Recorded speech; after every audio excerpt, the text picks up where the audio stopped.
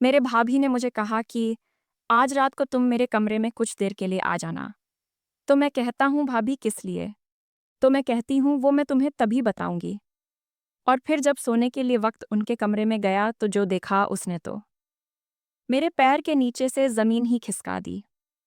मेरा नाम रोहित है और मैं अभी कॉलेज में पढ़ता हूँ। मेरे भैया राकेश, वो आर्मी में जॉब करते हैं और उनकी पोस्टिंग अभी राजस्थान में है।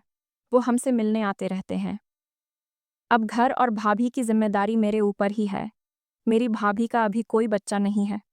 शायद उसका कारण भैया की नौकरी ही है, लेकिन भाभी ने कभी इसका दुख नहीं जताया है, बल्कि वो मुझे ही बेटे की तरह प्यार करती है।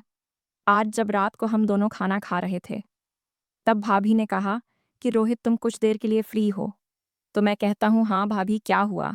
तो मैं कहती हूँ मुझे कुछ काम है। तो मैं कहता हूँ कि क्या काम है भाभी? और फिर मैं थोड़ा सोचते हुए बोली कि तुम जब आओगे तब बता दूंगी। और फिर वो उठकर चली गई। लेकिन मैं सोच में पड़ गया भाभी की ने मुझे कमरे में क्यों बुलाया है। और फिर से अपने कमरे में अपने कपड़े चेंज करके आया और फिर उनके कमरे में जाने लगा। और जैसे ही कमरे का गेट खोला तो देखा कि भाभी बिस्तर पर आराम से लेटी हुई थी।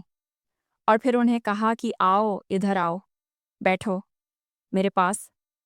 तो फिर मैं उनके पास गया। फिर उन्होंने कहा कि ज़रा मेरे पैर में दर्द हो रहा था, इसलिए मैंने यहाँ पर बुलाया है। तो मैं कहता हूँ बिल्कुल भाभी, दबता हूँ। और फिर मैं उनकी पैर धीरे धीरे दबाने लगा। और फिर अब उन्होंने मुझे कहा कि मुझे तुमसे कुछ ज़रूरी बात करनी थी, इसलिए तुम्हें बुलाया है। तो मैं क्या बात करती हूँ भाभी? तो मैंने कहा कि रोहित कुछ दिनों से मुझे बहुत अकेला महसूस कर रहा है। तो मैं सोच रही हूँ कि मैं कुछ दिनों के लिए तुम्हारे भैया से मिलने चली जाती हूँ। तो मैं कहती हूँ भाभी, आपको जो सही लगता है वही करो। तो मैंने कहा कि तुम यहाँ अकेले रह लोग मेरे बिना। तो मैं कहता हूँ मुश्किल तो होगा, पर ठीक है, मैं मैनेज कर लूँगा। तो मैं कहती हूँ अच्छा, तो अब तुम सोने चले जाओ, काफ़ी देर हो गया है। तो मैं कहता हूँ बिल्कुल भाभी, गुड नाइट। तो मैंने भी गुड नाइट कहा। उसके बाद मैं अपने कमरे में आ गया और सोने चला गया। और फिर सीधे सुबह उठा और देखा तो भाभी आंगन में पोछा मार रही थी। और फिर मैं कमरे में आकर फ्रेश होने चला गया और फिर मैं तैयार होकर बाहर आया। उसके बाद मैंने और भाभी ने साथ में नाश्ता किया। और फिर मैंने भाभी से कहा कि कब जाने का प्लान है। तो वो कहती है कि तुम्हारे भैया से बात चल रही है, जब तय हो जाएगा तो मैं बताती हूँ। ठीक है, जब डिसाइड हो जाए तो मुझे बता देना। और फिर मैं अब अपने कॉलेज के कुछ नोट्स बनाने बैठ गया। और फिर कब टाइम निकल गया पता ही नहीं चला।